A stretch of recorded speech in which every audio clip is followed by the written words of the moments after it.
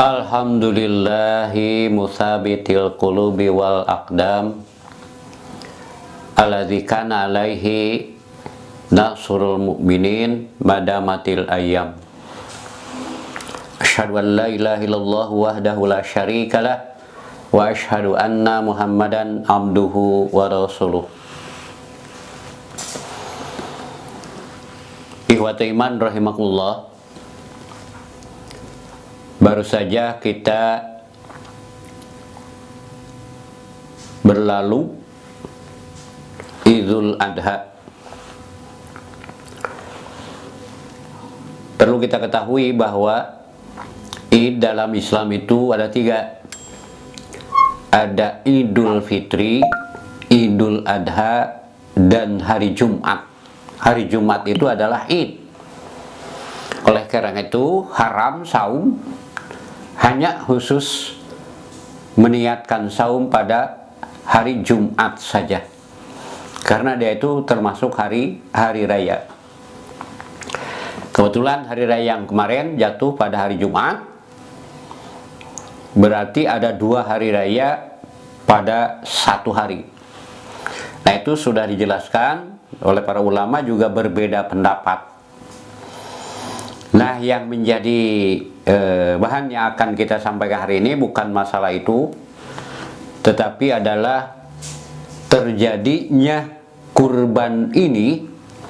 Ibadah kurban ini adalah tidak lepas dari kisah Nabi Ibrahim alaihissalam.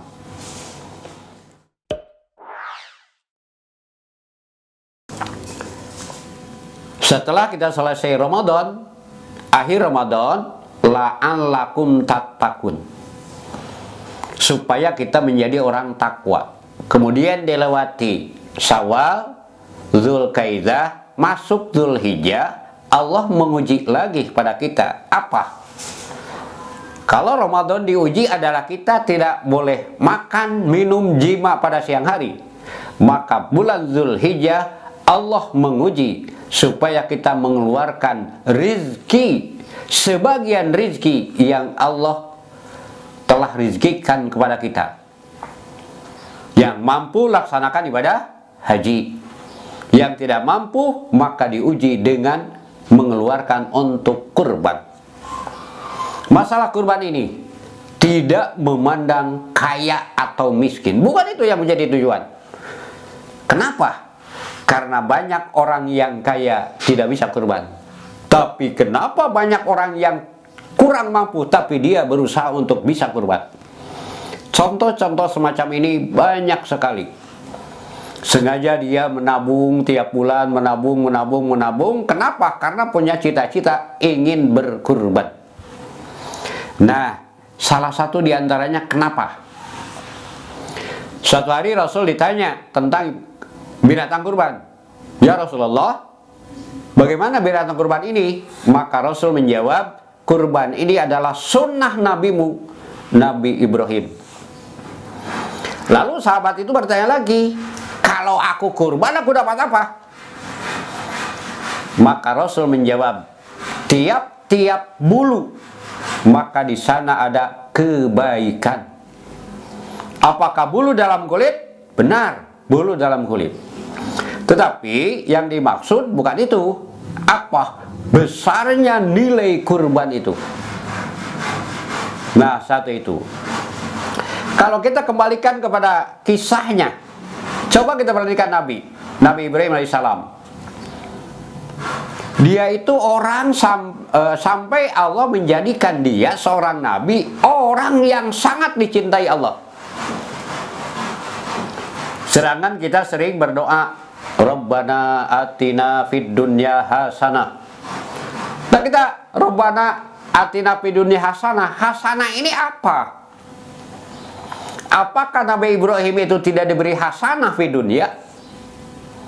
Nah, yang terbayang oleh kita hasanah itu adalah banyak duit, pintar, sehat, dan segala macam duniawi yang terbayang oleh kita. Ikhwata iman rahimakumullah, pelajaran bagi kita dalam kisah Nabi Ibrahim ini Dari awal dia dilahirkan di daerah yang luar biasa, orang-orang kafir di sana. Nabi Ibrahim lahir dalam situasi dan kondisi manusia sudah jauh dari Allah. Bahkan ayahnya sendiri dia adalah suka membuat patung. Nah, disinilah Allah memberikan hidayah kepada Nabi Ibrahim sampai dia berdialog dengan ayahnya. Bahkan sampai menyatakan kebenaran di hadapan rajanya, yaitu dengan menghancurkan berhala-berhala itu. Sengaja oleh Nabi Ibrahim dia dibukakan semua orang itu pikirannya, akalnya dibukakan, diluruskan. Kita sudah tahu dengan singkat ini. Nabi Ibrahim menghancurkan berhala-berhala mereka ketika mereka tidak ada, dan ditinggalkan yang paling besar. Kemudian bendanya itu yang dipakai oleh Nabi Ibrahim itu disimpan kepada berhala yang paling besar. Nah, ketika datang lagi raja dan teman-temannya itu dengan pasukannya, maka dia kaget dan dia marah. Siapa ini yang berani menghancurkan Tuhan-Tuhan kita? Maka ada orang melaporkan bahwa yang sering mencaci maki Tuhan kita itu adalah Ibrahim. Maka dipanggil Nabi Ibrahim. Maka dia ditanya, kamukah yang menghancurkan ini? Maka Nabi Ibrahim bertanya, tanyakan saja kepada yang paling besar. Hei Ibrahim, kamu tahu dia itu tidak bisa bicara. Maka Nabi Ibrahim membukakan pikiran mereka. Kalau dia tidak bisa bicara, tidak bisa apa-apa, tidak ada manfaatnya, kenapa kita sembah? Mereka tidak bisa menjawab sepatah kata pun. Dia diam.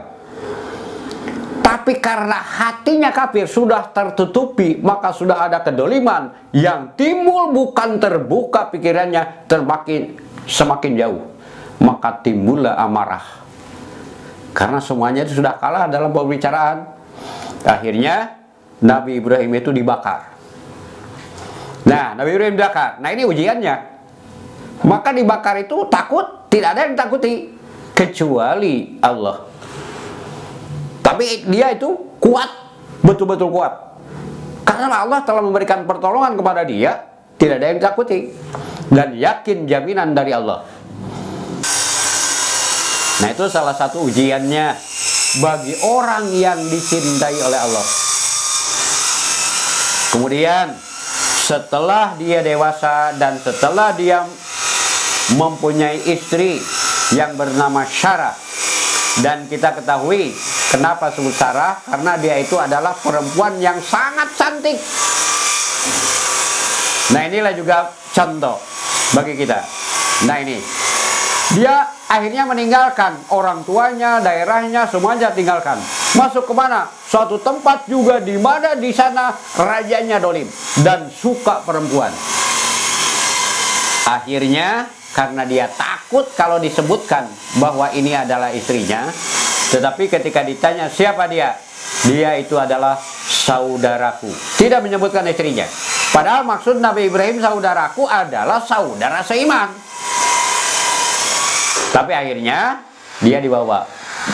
Nah, yang menjadi contoh bagi kita di sini adalah bagaimana Siti Sarah yang hidupnya serba kekurangan bersama Nabi Ibrahim, rumah pun tidak punya, makan pun mungkin, makan mungkin tidak.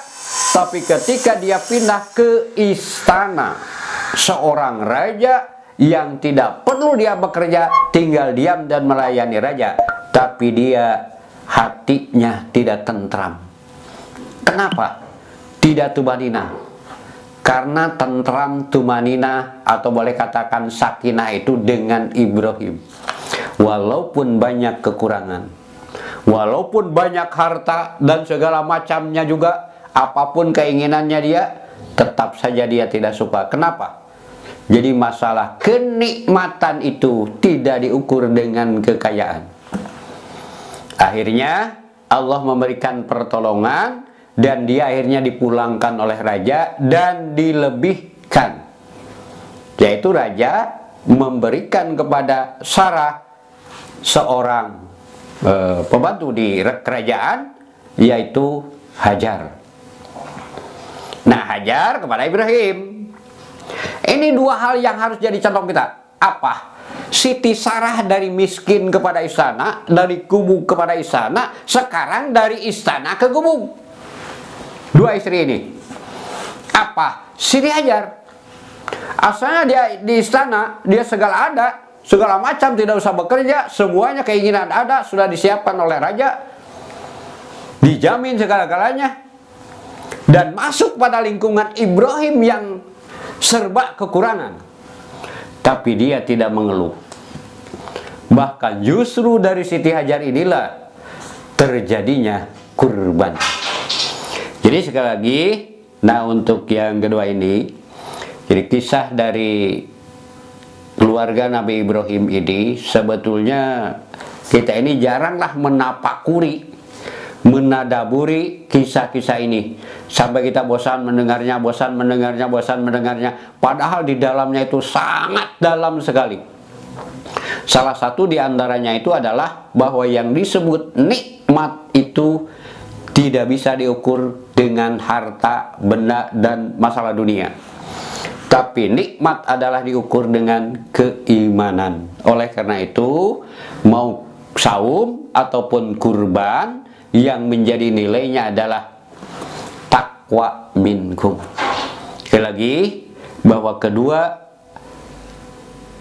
istri Nabi Ibrahim itu adalah sebagai contoh bagi kita. Yang satu dari gubuk ke istana, tetapi tetap dia beriman walaupun sudah segala macam ada. Dan yang kedua dari istana ke gubuk, walaupun dia itu hidupnya sulit, susah, yang asalnya senang, tetapi apabila Allah telah memasukkan keimanan, ketakwaan, maka hidupnya akan tumanina. Dia akan tenang hidup dunia, bahkan sampai ke akhirat nanti. Rabbana atina fid dunya hasanah wa fil akhirati hasanah wa qina adzabannar. Aqulu qouli hadza wa astaghfirullah li wa lakum. Wassalamualaikum warahmatullahi wabarakatuh.